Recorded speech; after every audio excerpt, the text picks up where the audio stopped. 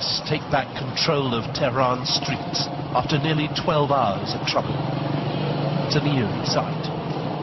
We were arrested and had our tapes confiscated, so after that we had to film more discreetly. Everywhere fires were burning. The normal way, this kind of thing would be completely unthinkable.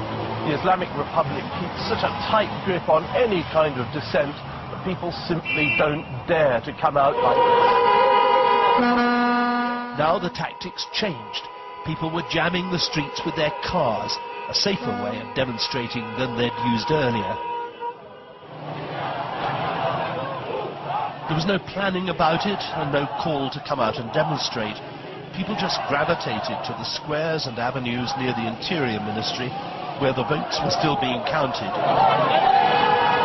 When the crowds reached a critical mass, violence broke out.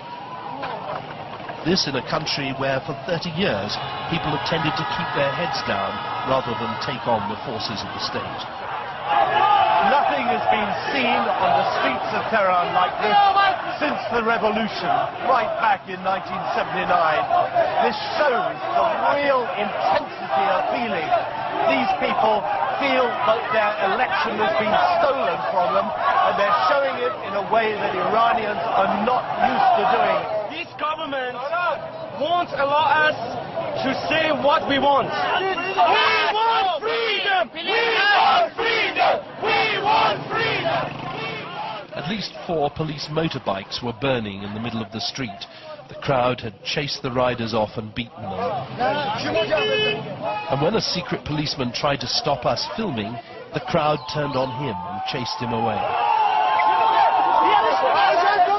The country's religious leadership has called on people to respect the result of the election. But the man the crowd believed had really won, Mir Hussein Mousavi, insisted that he wouldn't surrender to what he called this dangerous charade.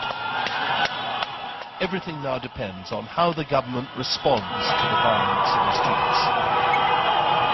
The government's instinct will be to crack down hard, but if anyone is killed, that could create a cycle of violence which might be really dangerous.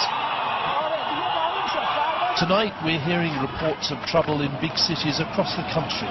Rasht in the north, Mashhad in the east, Shiraz in the south.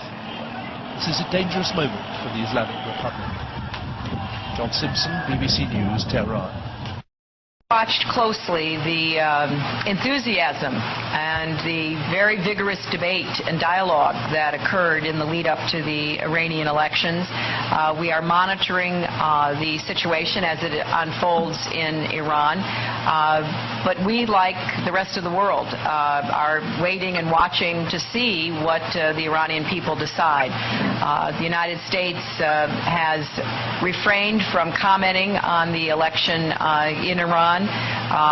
We obviously hope that the outcome reflects the genuine will and desire of the Iranian people. For Canada, on behalf of Canada, Canada is deeply concerned by reports of voting irregularities in the Iranian election.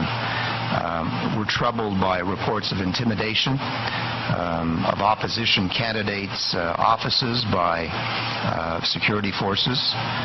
We've tasked our embassy officials in Tehran to closely monitor the situation, and Canada's calling on Iranian authorities to conduct fair and transparent counting of all ballots.